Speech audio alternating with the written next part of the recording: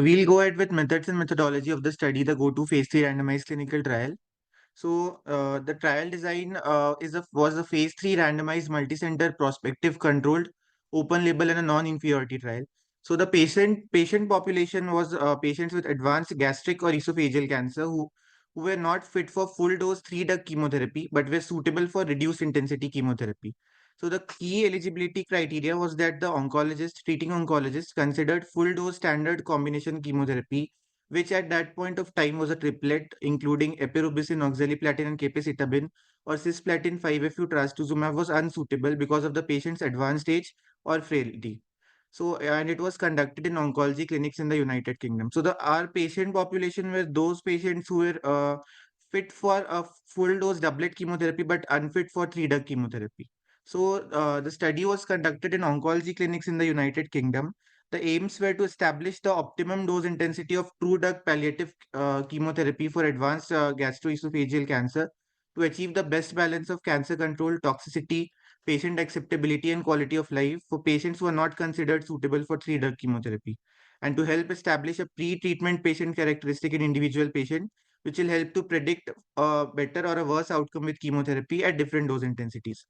So the research questions that were meant to be answered was where can lower dose of Kpox be used without significant compromise to disease survival? That is non-inferiority of PFS with a lower dose of Kpox. The other questions were does dose of Kpox provides advantage in terms of patient assist outcomes? That is superiority of patient reported EORTC fatigue, QL, and symptom scores. Then, does lower dose Kpox offer advantages in terms of overall treatment utility? That was superiority of OTU in lower dose of Kpox. And which aspect of baseline health assessment can be used to predict overall treatment utility or other treatment outcomes? And the research questions that were meant to be answered in the other group, that is chemotherapy versus best supportive care, was superiority of overall survival, that is whether chemotherapy improves overall survival in patients for whom there is substantial uncertainty about the role of chemotherapy. And the other question was, does chemotherapy improve quality of life and patient reported fatigue in patients for whom there is substantial uncertainty about the role of chemotherapy? That is superiority of patient reported EORTC fatigue and QL. So endpoints that were defined in the study, the primary endpoints in chemotherapy intensity comparison were progression-free survival, and the secondary endpoints were participant-reported fatigue, time to deterioration of participant-reported fatigue, overall treatment utility, QOL and symptoms, toxicity, overall survival, quality-adjusted survival, and best response. And in the other group, that is chemotherapy versus best supportive care, the primary endpoint was overall survival, and the secondary endpoints were participant-reported fatigue and QL. So endpoint definitions, according to this trial, PFS was the time from randomization to first documented evidence of disease progression or death from any cause within the 1-year follow-up period for each participant.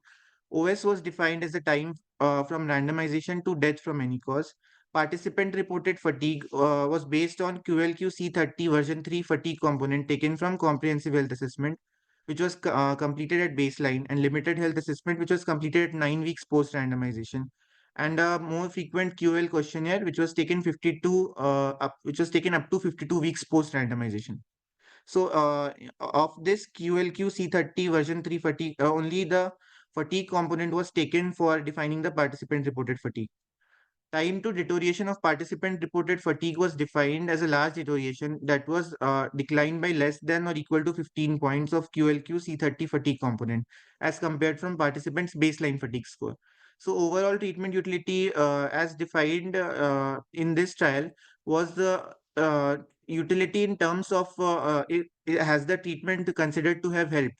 It was scored as yes if there was no evidence of radiological progression, if there was no evidence of clinician assist evidence of cancer progression, that is, there was no clinical progression, and there was no major deterioration in global QL. If there was progression, either clinical or radiological, or if there was a deterioration in global QL, then the answer to this question would have been no, and the score would have been 0 for this question. The other aspect of a question that treatment that was answered was the treatment tolerable and acceptable? So it was scored as yes if there was no severe adverse reaction that was definitely attributed to treatment, and uh, and it was scored as no if there was a major severe adverse reaction that was definitely attributed to treatment. So good overall treatment utility was defined when the patient was alive and scores were yes for both of them. Intermediate was defined when the patient was alive and the scores for either of the questions, the answer was no for either of them. Poor overall treatment utility was defined if there was if the patient had died or the answers to any of these both of these questions were no. So, what was the need of the study? So, there is a conspicuous mismatch between the age of patients and advanced gastroesophageal cancer in the population. And the populations recruited to randomized controlled trials, such as REAL 2, the median age was around 63. However, when we see the population, the median age of patients suffering from gastroesophageal cancer is around 75 years. So, there is a similar but less measurable mismatch in frailty, performance status, and comorbidity between the real world and the trial population. So this leaves uncertainty in both patient selection and choice of dose and regimen. So need of the study. So what is so different in elderly? So there can be two aspects that can be that is different for the elderly population. First is of course chemotherapy toxicity. So that is age-related changes in pharmacokinetics, pharmacodynamics can lead to higher toxicity when elderly patients are treated with doses that have been established in younger or fitter patients. The other aspect is regarding the acceptability of complex treatments in this population. So acceptability of complex treatments can be lower in this population. So geriatric physiology is different from that of normal adult physiology. So different organ functions are compromised. So in heart there is a reduced cell number and cardiomyocytes and sinoatrial pacemaker. There is a decreased strength and elasticity of cardiac wall. There is sarcopenia, that is decline in muscle mass and muscle formation. In other organs like kidneys, there is a there is a decrease in creatinine clearance around 1 ml per minute by every year.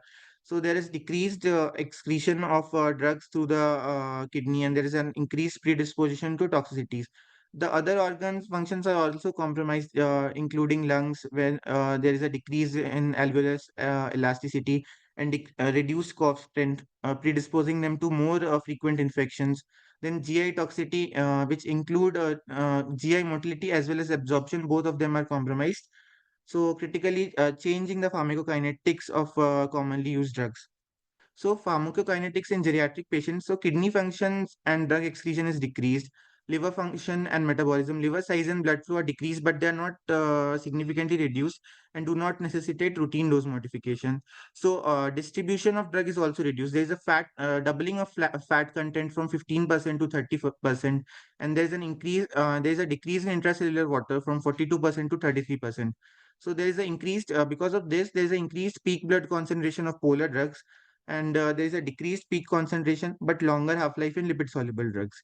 The absorption is also compromised because there is an age-related atrophy of intestinal mucosa and decrease of GI blood flow and production of enzymes across the villi. So there is decreased drug absorption with the age.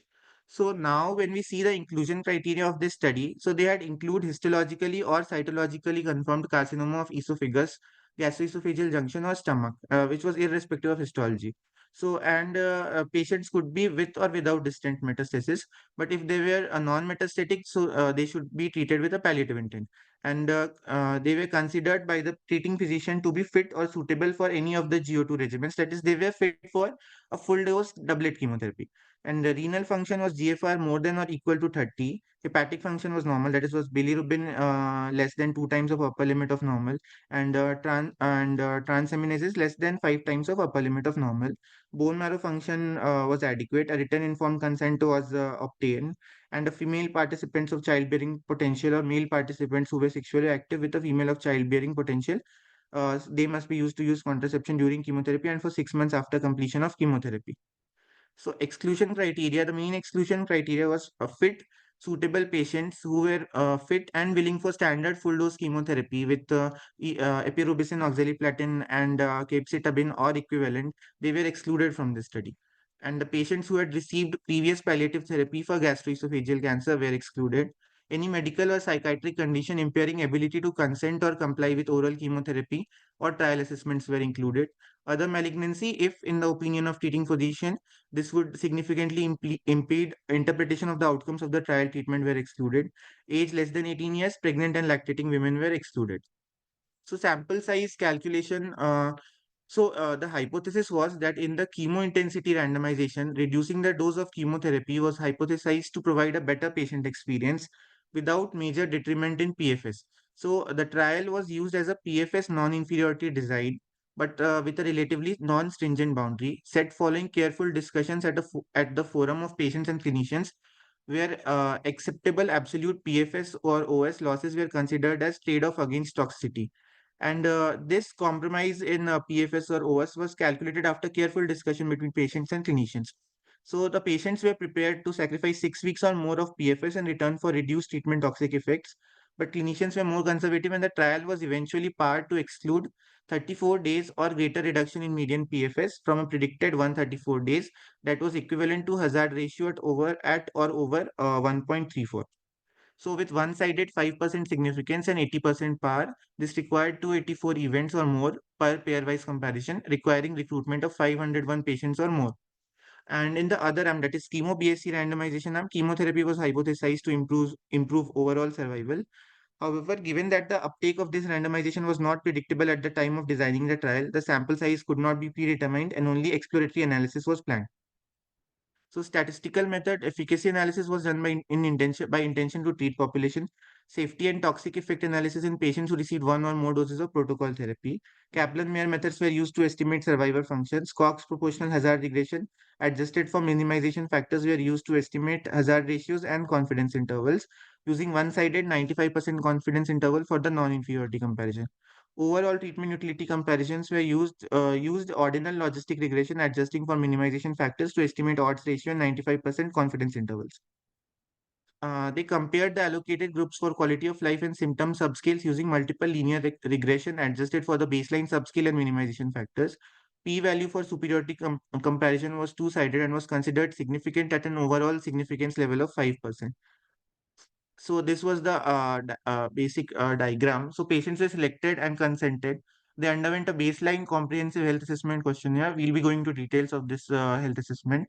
So the decision was taken between the patient and clinician.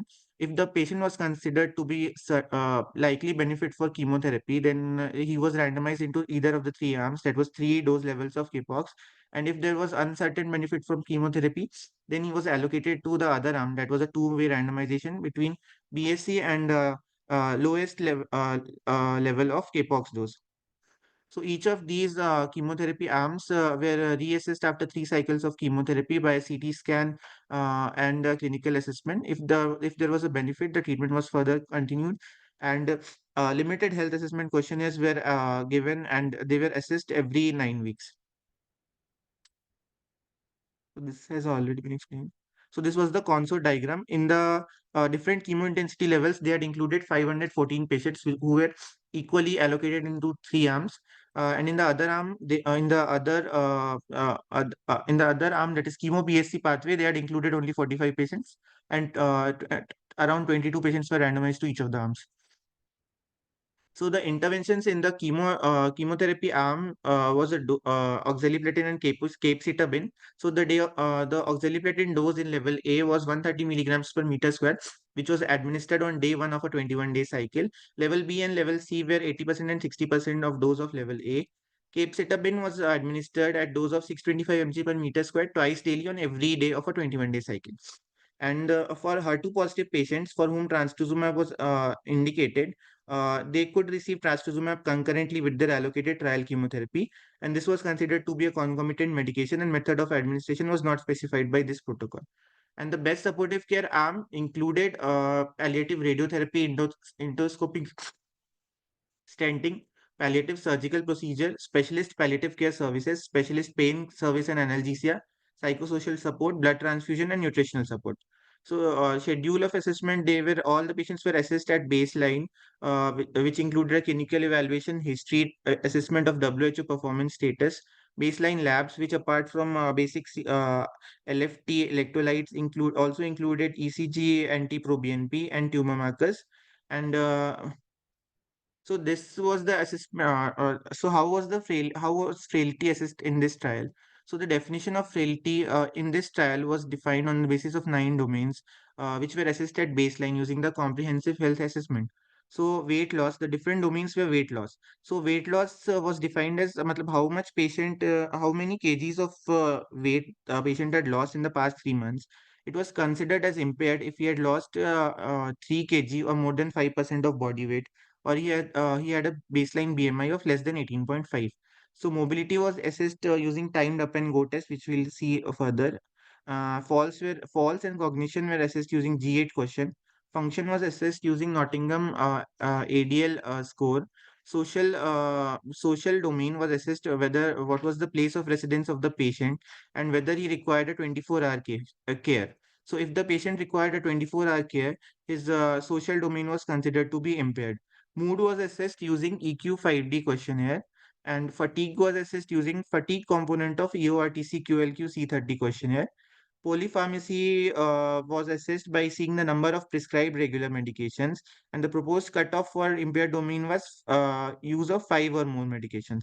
A participant was deemed frail if he had impairment in two or more domains of all of these nine domains. So, timed up and go test is a test to assess mobility in geriatric patients. So the patient has to wear his regular footwear, and he can use a walking aid if he needed. So it is started by asking the patient to sit back in a standard armchair, and 3 meter or 10 feet line is identified on the floor. The patient is asked to stand up, walk to the line on the floor at his normal pace. Then he's asked to turn, walk back to the chair at normal pace, and sit down again. So the total timing is recorded, and according to this, the patient is classified. An older adult who takes more than or equal to 12 seconds to complete the timed up and go test is at risk for falling. Then the other questionnaire for mood was EQ5D question. In this, the patient was asked, in this, only the anxiety or depression component of the EQ5D questionnaire was used. The patient were given options to select from I am not anxious or depressed, I am moderately anxious or depressed, or I am extremely anxious or depressed, and they were asked to choose any one of them. So then the fatigue component was using the EORTC QLQ 30 version. The fatigue questions that were taken up in this trial was did he need any rest? So this was further there were four answers to these questions: either not at all, a little, quite a bit, or very much. The other question that was answered was were you tired? Were you tired? And it also had the four answers. Then G8 screening was used for neuropsychological problems. So it was divided into either zero, where there was severe dementia or depression, one that was mild dementia or depression, and two if there was no psychological problems.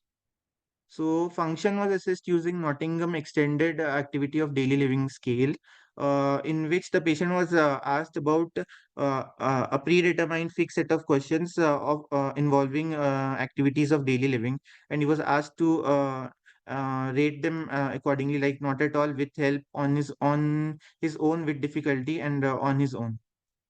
So this was the geriatric assessment of frailty assessment that was done in the trial. So what do we do at TMH? So at TMH we use a comprehensive geriatric assessment which includes function assessment. We assess all the domains that was previously discussed. So for the functional domain we use CATS ADL scoring, or Lawton IADL, or timed up and go test. For falls, we ask a question about how many falls he had in the past 1 year. And for comorbidities, we have two scores, that is Charlton Comorbidity Index and CIRS G score. That will go in details. Then for psychological status, we have a geriatric depression score, which is a 15-item questionnaire to evaluate the presence of depressive symptoms, and we have a GAD-7 scale. For nutrition, we assess a BMI. We look for unintentional weight loss, and we look for medical nutritional assessment. For cognition, we have MMSE. For fatigue, we use a Edmonton Symptom Assessment Scale. And for geriatric syndromes like insomnia, incontinence, and constipation, we these are the common health conditions that may occur in older persons and impact the QL and may fit into particular organ system based categories. So these are yes or no questions, whether the patient has insomnia, constipation, or incontinence, or whether he does not have them. So this is format of the geriatric assessment that is done in our OPD. So this is the first half in which there is a clinical frailty scale. Then there are screening tests. We use G8 and VS. Then there are geriatric domains, geriatric syndromes that we have already discussed. Then we assess vision, that is near vision, distant vision. We look for falls, function, nutrition, cognition, and comorbidities. So in clinical frailty scale is a scale uh, in which we classify the patient from 1 to 9. So 1 is a patient who is very fit, who is robust, active, energetic, and motivated, and who can commonly exercise regularly. And from very fit, well, managing well, vulnerable, mildly frail, moderately frail, severely frail, very severely frail, and then terminal ill. That is clinical frailty scale 9. It includes patients who are approaching the end of life, and this category applies to people with a life expectancy of less than 6 months who are not otherwise evidently frail. Then there is a G8 geriatric assessment which is used for screening. The questions that are asked in this screening questionnaire are: has the food intake declined over the past 3 months due to loss of appetite, digestive problems, chewing or swallowing difficulties? We inquire about the weight loss during the last 3 months. We inquire about the mobility.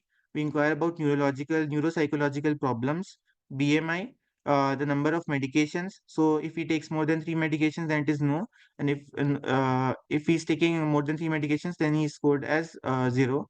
And then the other question is, in comparison with other people of the same age, how does the patient consider his or her health status? And then the age. Then the other screening questionnaire is the screening question, VS 13 screening questionnaire. So it also includes the basic age, the question regarding how does the patient feel compared to other people of his age, what would his opinion be about his own health. Then some questions about his physical activities. Then there is a mini nutritional assessment which includes questions on is food decline and all. Then for activities of daily living, we have a Lawton Brody instrumental activities of daily living school scale, and there is a CATS index of independence in activities of daily living, which we ask about the common activities of daily living like bathing, dressing, toileting, transferring, continence, and feeding. So the for comorbidities, we have a Charles Comorbidity Index in which the comorbid conditions are assigned particular score. For example, myocardial infarction is assigned a score of 1. A metastatic solid tumor or AIDS is assigned a score of 6. Moderate or severe liver disease is assigned a score of 3. And according to this, we arrive to a score that is known as Charles Comorbidity Index.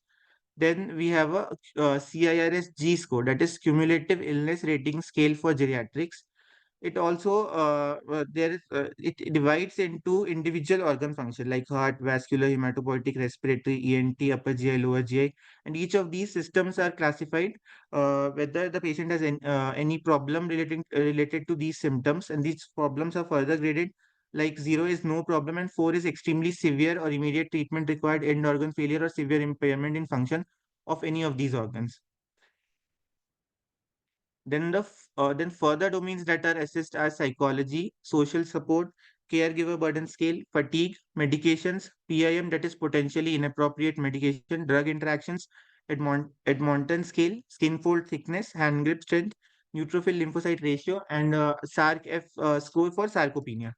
So burdens questionnaire is administered to the caregiver, and questions are asked like, do you feel that relatives ask for more help than he or she needs, or do you feel that because of the time you spend with your relative, you do not have enough time for yourself? According to these common questions, the caregiver burden is estimated.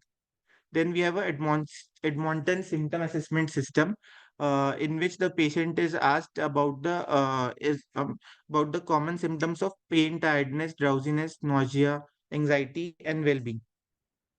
So, SARC-F questionnaire is for sarcopenia. In this questionnaire, the common components are strength, assistance in walking, rise from a chair, climb stairs, and falls.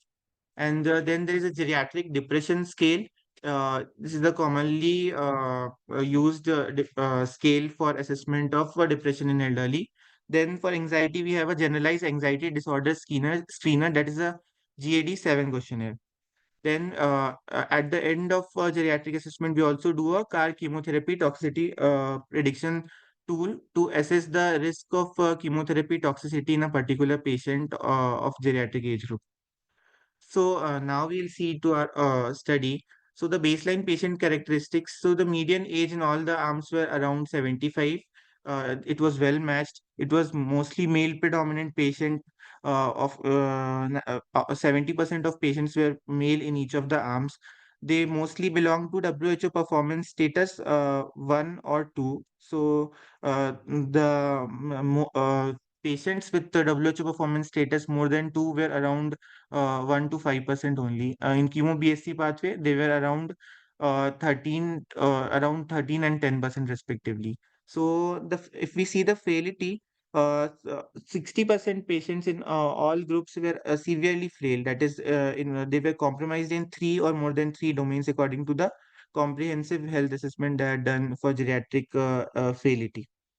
So this, when we see with our population, that is geriatric clinic experience. So in our patients, also patients who were ECOG performance status 1, so there was a deficit in one or more domains in around 95% of patients. In PS2 patients also, there was a compromise in 97% patients. So for ECOG PS0 and 1 patients who otherwise may appear fit, they may be compromised in multiple domains according to the geriatric assessment. So when we see the other patient characteristics like use of trastuzumab, so it was allowed in this trial, and it was almost equally distributed in all the three arms. So in all the three arms, in all the chemo intensity pathways, they had used trastuzumab in around 5% of patients. So now you'll see the results for PFS in the intention to treat analysis. Both lower doses stratified the pre-specified trial definition of a non-inferior PFS compared with level A. Neither confidence interval crossed the hazard ratio boundary of 1.34. So a total of 438, that is 85% patients experienced PFS events with hazard ratio of 1.09 for B versus A and hazard ratio of 1.1 for C versus A. And after 373 deaths, there was no evidence that higher dose treatment improved overall survival. So in this Kaplan-Meier curve, we can see the PFS of all the three chemointensity arms is almost similar between 4 to 5 months. Then overall survival is also almost around 6 to 7 months in all the three groups. Median was. In the chemo BSc group, there was a longer OS that was observed with chemotherapy than with BSc, but the difference was not statistically significant. And overall survival was non-significantly longer with chemotherapy. So overall survival in chemotherapy group was 6.1 versus 3 months in the BSc group. When we see the response rates, response rates in all the three chemo intensity arms, so disease control rates, which included a complete response, partial response, and stable disease, were almost same in all the three groups. Then we'll see the chemotherapy delivery and tolerability. So there was around 40% of patients required dose reduction for toxicity in level A of chemotherapy versus only 13% patients who required dose reduction for toxicity in level C patients. And if we see the treatment stoppage rates, that in how many patients that treatment was stopped for toxicity. So in around one third of patients at level A, that was full dose Kpox, had to stop treatment because of toxicities, versus only 20% in the level C group. So toxicity, all the toxicities were significantly higher in the level A group versus level B and level C group. If we see the QL chemo intensity pathways, global quality of life was improved between baseline and 9 weeks with level B and C, but not with level A of chemotherapy. So, and for chemo BSc group, both QL and fatigue were better than chemotherapy group, but they were not statistically significant. So, and for time of duration of fatigue, it favored level C, that was with a hazard ratio of 0.88. So overall treatment utility, it was assessed in 514 patients, and it was good in 38% of patients, intermediate in 30% of patients, and poor in 33% patients. So level C produced more good overall treatment utility versus the other two groups, in which the overall treatment utility was around 29% of poor group. So predictors of overall treatment utility according to this trial were distant metastasis, raised baseline B type natriuretic peptide, or raised baseline neutrophil lymphocyte ratio, hypoalbuminemia, raised urea, severe frailty, and poor global QL and impaired taste.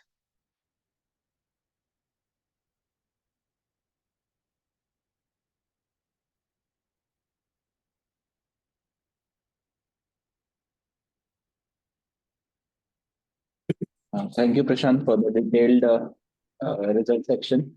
So I think with this detailed material and the procedure, I think it will be much clearer to most of the residents now at how it is done, what is being done in our settings. So Shant, you can now go ahead. Ashok, you can now go ahead. Yes.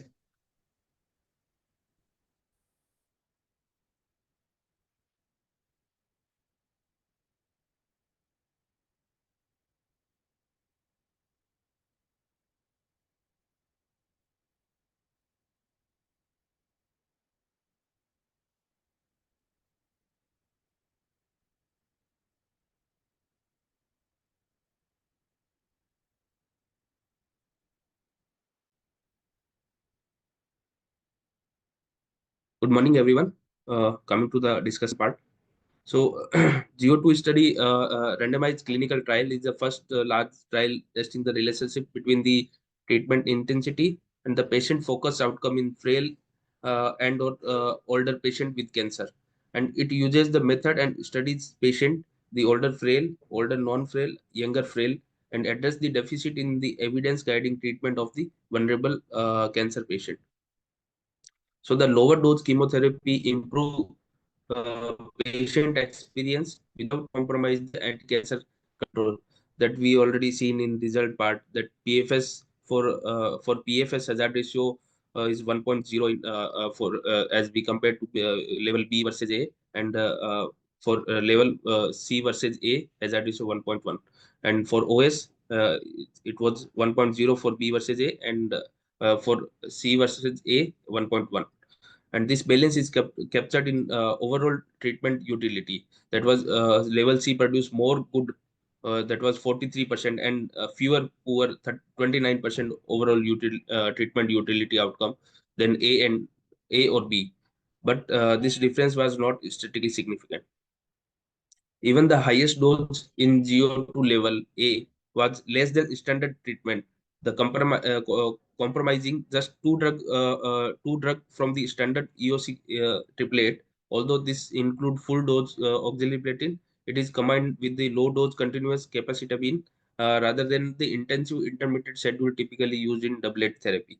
So the dose was as already discussed, to 625 milligram per meter square daily dose of capecitabine, and level C therefore represent just 60% of 2 out of 3 drug and around 40% of full standard dose of intensity. It is important to recognize the level A, although a reference schedule for this trial is not standard therapy. Indeed, the stimulation for the trial was a survey showing that there is a no standard for this population.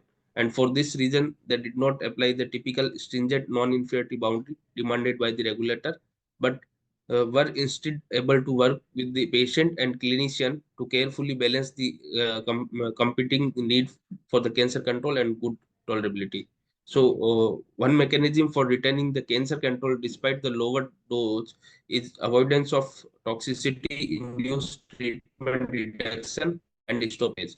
The toxic effect leading to the treatment modification may be the acceptable by oncologists as a part of standard oncology practice, but it represents a negative experience for the patient and detracts from the both quality of life and cancer control. And these impacts are particularly highlighted in the patient with poor baseline result.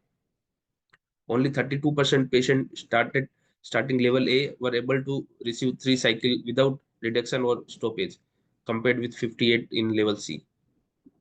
The 3 month survival benefit seen in the chemo BSc randomization, although non-significant in isolation as a consequence of a small number and an imbalance in the patient characteristic and support consideration of low dose chemotherapy is vulnerable patient. This should, however, be interpreted alongside the baseline predictor, which helps to identify the patient at high risk of the poor treatment utility for whom the BSc may be a preferable path. So these are this is the forest plot, which show all the subgroup. None of the subgroup crosses the non-inferiority margin of the hazard ratio.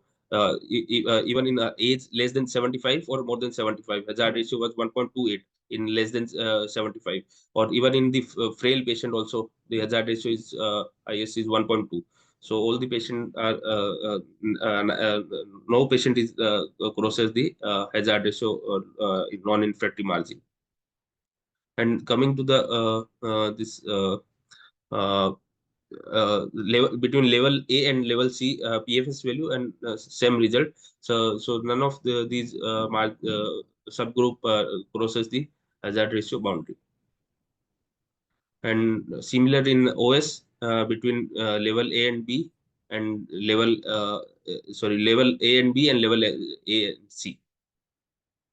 And when we see the overall treatment utility, the level C in less than 75 patient is more utility. OTU is more in good, as we can see in green line, and as compared to level A, around 42%, and less poor OTU as compared to level A.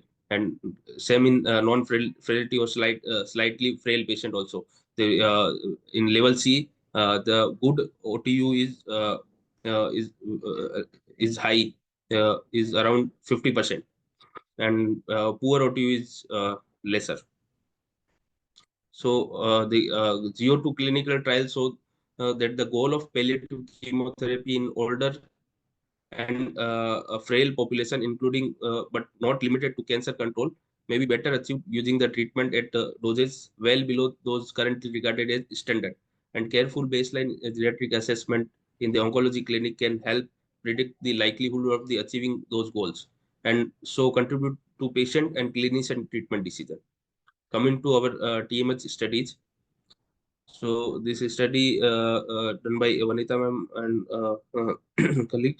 So the geriatric assessment guided therapy modification and outcomes in the patient with non-metastatic gastroesophageal cancer. It was a retrospective cohort study, and it included the patient age 60 year with locally advanced gastroesophageal cancer referred to geriatric oncology clinic, and who were planned for curative treatment, and investigated the role of geriatric assessment guided therapy modification on survival and identification of factor predicting the potential overtreatment that was arbitrarily defined as a patient in whom disease recurrence or death occurred within 6 months of completion of treatment, and the utility of GA in the identification of this patient subset. So total 199 patients were included, and the median age was 68, from ranging 64 to 73. And based on geriatric assessment, 55% patients were deemed fit. That is defined by two domain affected. And therapy modification, primarily the de-intensification was modification, were occur in 36.2 patient. So this is a demographic table. Showing the median age was 68, and the, so more than 70 age group patient were 35%, and more than 80% was 6%, and most of the patient are male, 65%, and the PS at baseline 2 or 3 was 21%, and most common histology was 67% squamous cell carcinoma.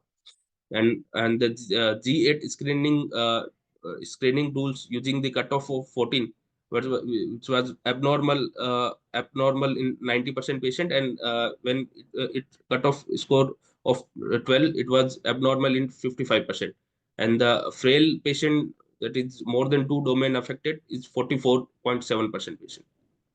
So this is the diagram. 199 patient included, and the treatment changed in 37.2% patient as per the frailty index, and most of the treatment changes as de-intensification, which was 36.2%, and only 1% intensification, and 62% patient no treatment change plan.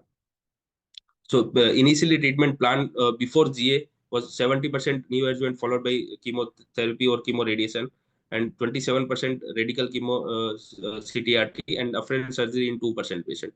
And after GA, as already discussed, de-intensification in 36% of patient, and no changes in 62% patient.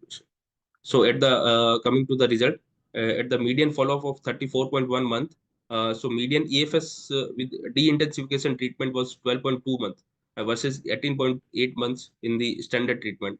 It was numerically significant, but statistically not significant. P-value was 0.11, and the median OS was again 15.4 month in de-intensified treatment versus 21.1 month in standard therapy, and the p-value was not statistically significant, 0.116. And the 6 month following treatment completion, there was 39.7% patient were potentially overtreated, and this was failed to identify by geriatric assessment. So this Kaplan graph showing the same median EFS and overall survival with the non-statistical significant p-value. So this conclusion, genetic assessment guided therapy modification, primarily de-escalation, do not compromise on treatment efficacy and survival outcome even in the curative setting. Then coming to the our next trial, phase 3 randomized trial comparing the palliative systemic to best supportive care in advanced esophageal or gastric esophageal junction cancer. So they included locally advanced unresectable or metastatic esophageal or GE junction cancer that was not amenable for curative intent therapy, and the patient age 18 to 70 year, and ECOG PS baseline was 0 to 2, and they randomized into pale chemo, which was weekly paclitaxel versus best supportive care, and the overall response rate was in pale chemo was 39% versus BSc 2.9%. And the median follow-up of 35.1 month, the median PFS in the chemotherapy arm was 4.2 months, and the compared to 2.1 month in the BSc arm, and the hazard ratio was 0.51, and the statistically significant p-value 0.001, and the median OS was 9.2 month in the chemotherapy arm versus 4.2 month in the BSc arm, and the hazard ratio is 0.49 and statistically significant p-value. The overall there were no significant difference in the grade 3 or more than grade 3 toxicity between the patient who received chemotherapy and BSc. Coming to the next trial, which was MRC focus trial, chemotherapy in elderly and frail patient with metastatic colorectal cancer. It is an open label randomized factorial trial. It is a 2 by 2 factorial trial. Previously untreated. Sorry.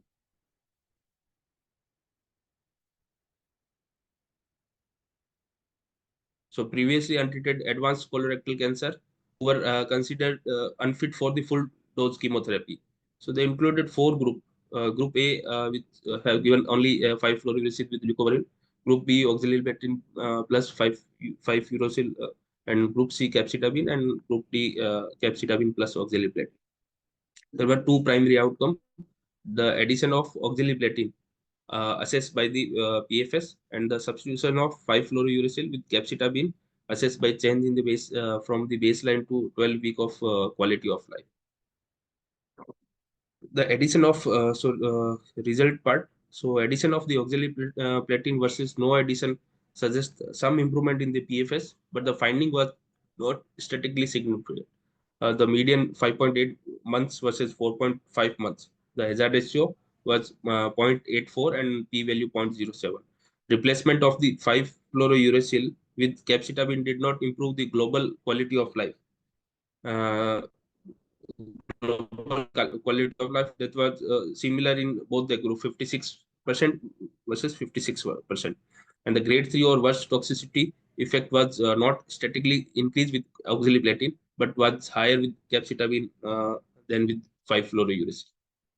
So this was the comparison table. So the disease control rate was higher in the oxaliplatin group as compared to no oxaliplatin group, which was 48 versus 68 months. The PFS was also higher in the oxaliplatin group, 3.5 versus 5.5, 5.8, and the 5.2 versus 5.8. And the OS was not statistically significant, or most overall same OS in all the group. And the disease control in 5-fluorouracil versus capecitabine 58, and the global quality of life was also similar in 5-fluorouracil based chemotherapy or capecitabine based chemotherapy. And but it was detrimental in oxaliplatin group, which was 62 to 49%, and the OTU at the 12-week, which was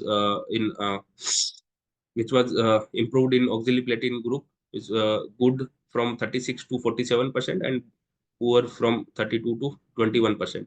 And the in 5-FU versus capecitabine based group, it was detrimental, 44 versus 39 and 25 versus 30%. So the conclusion, this body of research highlights the value of tailored chemotherapy approaches, particularly for the older and frail patient with advanced cancer, reduce the intensity regimen as demonstrated in trial like GO2, maintaining the cancer control while improving the tolerability and the overall treatment utility. And the genetic assessment have shown potential guiding the therapy modification. Thank you.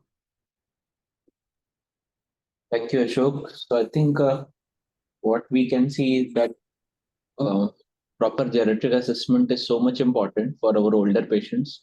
And these studies have paved the pathway for more and more studies, and have led us to know that reduced intensity chemotherapy is a very acceptable option because it is able to maintain the quality of life and improving the overall treatment utility. So when we are treating our patients, especially older patients, the aim is not only to increase the outcomes but to give a good quality of life to the patients. So that is what is the main focus of the treatment, especially in palliative settings. So in palliative settings, our target is to reduce the toxicities as much as feasible within acceptable efficacy of the treatment. Here, we saw that hazard ratio for acceptable efficacy was taken as 1.34, that is around 33% loss in efficacy was allowed. And I think this is quite acceptable among the physicians. And in this study, they have mentioned that they had discussed the entire acceptable range with the patients, and there was a group of patient support group actually, which they had a consultation, and they showed that this was the acceptable ratio for the same. So this is what is required. However, it should be taken into consideration that different patients have different treatment goals. For example, some patients might ask you to give best possible treatment, strongest possible treatment, even if there is a toxicity. So counseling and the requirement of different patients might be different.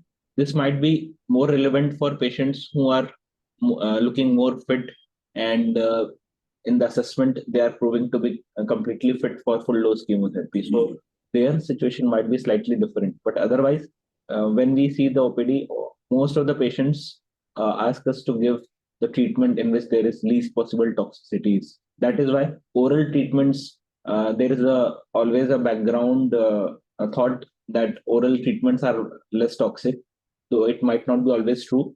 But that is why most of the patients ask for oral treatment wherever feasible. So this is the importance of selecting proper treatment, tailored treatment as per the requirement of the patient, and as per the requirement of the entire team and the treatment goals. So setting treatment goals at the initial consultation is very, very important, and counseling the patient and the relatives who are able to understand the same are very important. Wherever it is not feasible that patient and the relatives have comprehension of these things, then it becomes highly dependent on the physicians to decide the best possible for the patients. Most of the time, we decide treatments which are have a not so high toxicity. At the same time, they are efficacious. For example, in this treatment, oxaliplatin, it was omitted in some of the schedules, and the patient has similar outcomes with the 2 drugs versus 3 drugs. So it seems that 3 drug regimens are definitely now not considered. In fact, we have our own trial even in fit non-elderly patients. The trial has come as non-inferior. The 3 drug regimen failed to show superiority over the 2 drug, that is in gastric cancer. So that trial has clearly shown, that was presented at GIS core last year. So that trial has clearly shown us that 3 drug is not superior to 2 drug, which has led us to adopt 2 drug regimen for even fit patients, non-elderly patients of younger age as well. So these are the important points which should be taken into the back of the mind when we are planning treatment. So most intensive treatment is not always the best treatment. So this should be just catered at the baseline itself, and this is has been proven by multiple randomized studies now, and this should be taken care into account. Addition of targeted therapies, immunotherapy, these are additional treatments which have non-overlapping toxicities with chemotherapy. That is why most of the time they have shown some improvement in the outcomes, and also not compromising quality of life in most of the settings. That is why treatment with non-overlapping toxicities can be added depending on the scenario, finances, and multiple other things. But overlapping toxicities are the most important point that be looked at. And also, Prashant presented the various geriatric assessment which is done in our geriatric oncology clinic. So these are actually important, and now the geriatric oncology field is rapidly evolving, with most of the oncologists becoming aware of the various, at least the basic parts of geriatric oncology assessment, and this is required. And we have planned that we will keep a separate geriatric oncology table for our exams in the coming exams. So this is so relevant, and it is desired now to have some basic knowledge of geriatric oncology when you are passing your DM exams. So this is most of the even examiners now ask questions related to the same. So it is useful not only for actual practice, but also for your passing the exam. So I suggest all to have a keen interest, so that you do not read and learn it because you have to learn it, because you can understand the basics and imply in the practice in your future practice. So this is very, very relevant now. And those who want to have detailed understanding and can take the help of the geriatric oncology workshop, which is planned this week on Friday in the lung cancer year in review. Minit, any comments from your side? No, sir, absolutely correct, sir. Whatever you said, I wanted to say about the geriatric oncology workshop that we have in this lung urine review, and it is suggested for everyone to please attend that. And what Akhil sir said regarding asking in the exams, in fact, in my long case, the first question that was asked to me was about geriatric oncology, because the patient was 73 years old. So this is something that we cannot live without, both in the real world clinical practice scenario and from the academic or exam point of view. So it's very, very important, because most of the patients that we see with cancer are more than 60 years of age, and we need to understand the dynamics that are involved, both with respect to aging and how we can better treat such patients. And we need to know when to call it a day and when not to treat with very, very aggressive regimens which are not going to produce any significant improvement in outcome. So that judgment is required. So it's very important that we focus both on the basic assessment part, and we keep it at the back of the mind that geriatric oncology is not only that it's being done in Tata and not being done outside. It's being practiced now, gaining rapid momentum and being practiced in all institutes, all cancer institutes across India, both in the academic and in the non-academic centers. So it's something that we cannot live without. So yes, sir, that's what I wanted to say. Yeah, thank you, Vinit, for echoing the important points.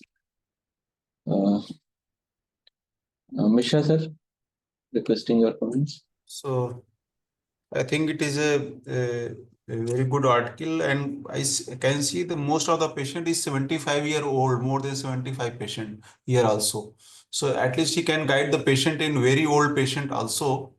And there is a true anxiety for the patient. When are we reducing the dose that it is effective or not? And then any gap in chemotherapy, patient have anxiety about that the tumor will be increase in between the time. So the planning the treatment upfront is very necessary. So we patient should convince about the treatment intensity, and there should be gaps should be minimum between the delay in the cycles is a minimum.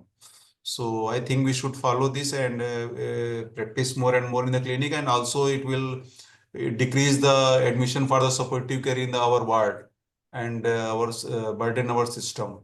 So I think we should keep treatment guided by the good articles, good studies. Thank you. Thank you, Mishra sir. And this concept of overall treatment utility seems to be very useful. And in the Minit, I think we should include this OTU in most of our protocols wherever feasible in advanced settings. And yeah.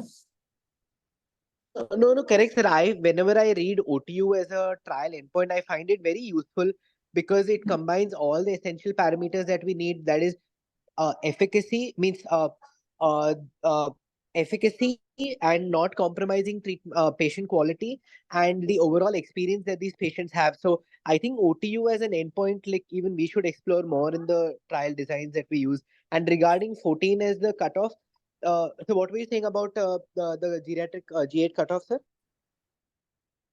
So yeah, G8 cutoff. I think there is an article from TMH only in which you are the one of the primary authors. So you can highlight the same for the benefit of the receiver. Yes, sir, yes, sir. So what we did was that so all of these scales, that is the G8, West 13, all of them were developed and validated in Western cohorts. So one was the West American cohort is the West 13, and the French cohort is G8.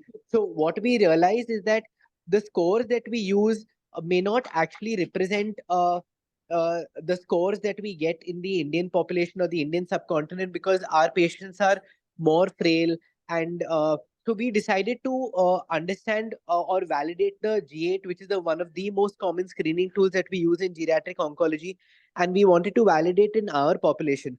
So we used actually the area under the ROC curve and the J point, that is the Uden's index, and we tried to find out which is the most appropriate sensitivity and specificity for the G8 score. And we found that if we reduce the score to 12, we are actually optimizing the sensitivity and specificity of the score, so that we do a comprehensive geriatric assessment only in those patients who actually need it. So it's not that all patients who undergo G8 and West 13, what was happening at a score of 14 was that all of the patients who are undergoing G8 and West 13, all of them needed a CGA. But that is not true. So when we reduced the score to 12, we found we could identify only those patients who actually needed a comprehensive geriatric assessment and who actually had two or more domains that were affected. Another very important objective of this paper was, does it compromise on treatment outcomes? So what we found is that when we use a G8 score of 12 or we use a G8 score of 14, it was not compromising the patient survival outcomes. So that is how we came to this G8 score of 12 being one of the most appropriate in terms of sensitivity, specificity, identifying patients that most need a CGA, and it predicted survival outcomes. So that's why 12, sir.